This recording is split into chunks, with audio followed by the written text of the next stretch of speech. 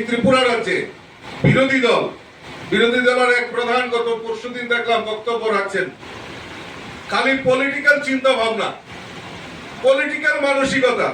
এই সময় সারা দেশের মানুষ একত্রিত হয়ে এই আতঙ্কবাদের বিরুদ্ধে লড়াই করছেন, বক্তব্য রাখছেন।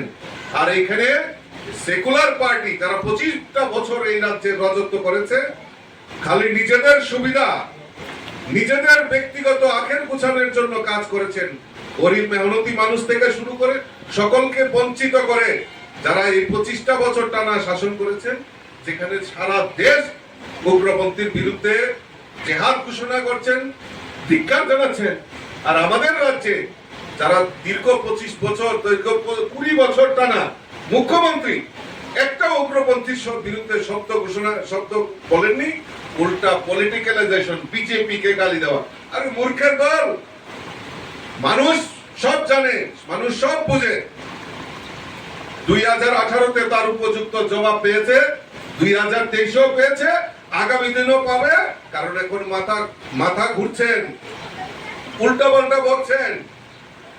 কাজেই এই যারা দেশদ্রোহিতার বিরুদ্ধে একটিও শব্দ উচ্চারণ করেনি, এরকম যারা রাজনৈতিক দল করে, তাদেরকে সকলে মিলে ধিক্কার জানানো দরকার, তাদেরকে বহিষ্কার করা দরকার। তাদের এই ত্রিপুরা রাজ্যে থাকার মতো কোনো অধিকার নেই।